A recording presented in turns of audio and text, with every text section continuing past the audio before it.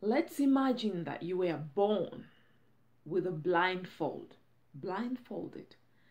And let's imagine that your parents told you that you're blind.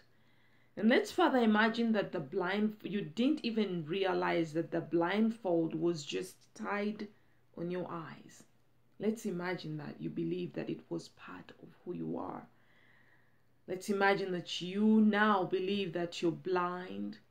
You believe that you were blind, and you also believe that the blindfolds were created with you.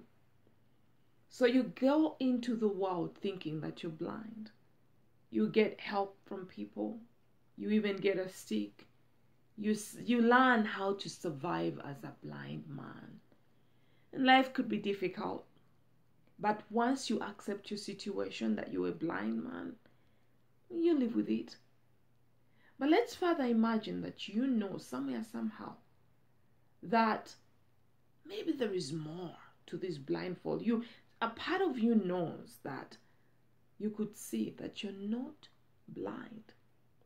Now, before I get into that imagination, into that assumption, even as a blind man, somewhere, somehow, you're able to see through your other senses. You are able to see through the other senses. You're able to experience what things are without literally seeing them. So that's one notion. You're able to experience things without physically seeing them. You've learned how to do that. Okay?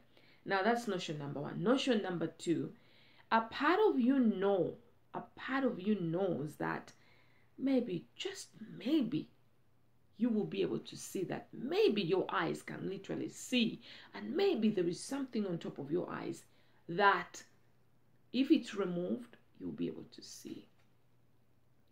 Now, why am I telling you that story? Because these are the lives that we live. We are born and conditioned to believe that we are only human. That's the blindfold, the identity that is assigned to us. You're human and your name is Jacinta or John or Jim. So you think you're your name. You think your identity. But then also part of you knows that you're more, because every time you say, my name is Jacinta, it's your name, you own it.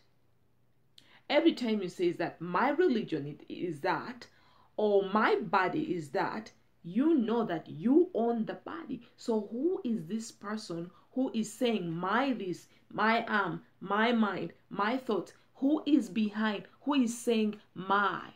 Who is this? I am this. I am that. Because if you say, I am a Christian, you and Christianity are separate. You've attached to that you think you are. When you say, I am a woman, you've actually created a relationship with what you think you are. But you and the relationship you've created with that external thing are not the same. So in reality, you are. Now let me bring you in just even a little bit further. Just a little bit for you to start examining and knowing that we are blindfolded. We are not just human. It's just an identity. Just as you have an identity card. If you have an identity card, doesn't make you that identity card. It's just a reflection, a little bit of a representation of who you are. Because not all your details will be in the identity card. Just a representation, just something to help you get along in this dimension. Okay? Now, going a little bit further, for me to prove to you, and I know you know, there is a part of you that knows, because this is not illusion. What we think we are is the illusion.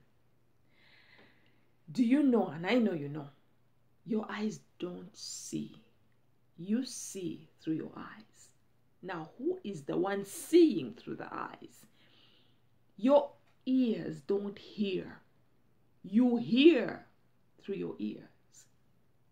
Okay? Your lips don't speak. You speak through your lips. Your lungs don't breathe. No, you breathe through your lungs. Your heart doesn't beat. No, you beat the heart. Your organs do not operate themselves. No, there is a part of you that operates the organs and all the systems. So that part of you is the operational.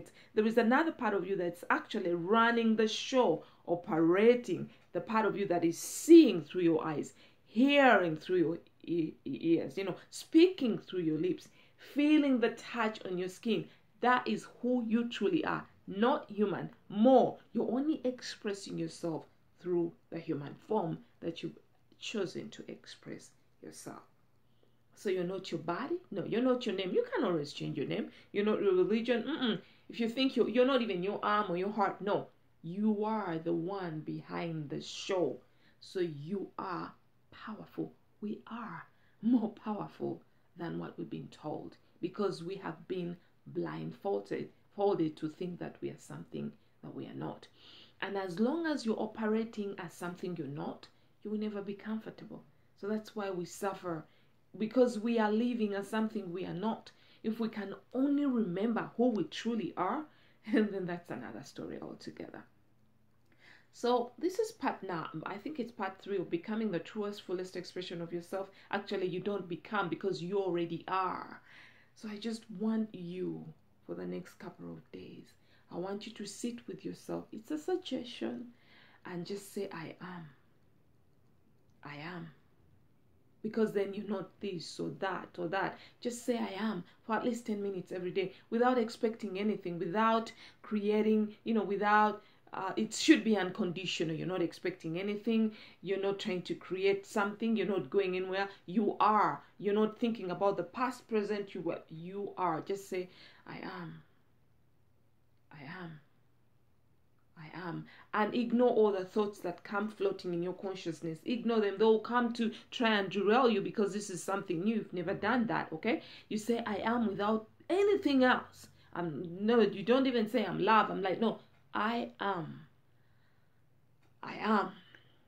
And that should open the curtain just a little bit. Maybe just a little bit, if you're ready to see who you truly are. In the interim, I'm sending you abundant love from my heart to yours. Peace and blessings.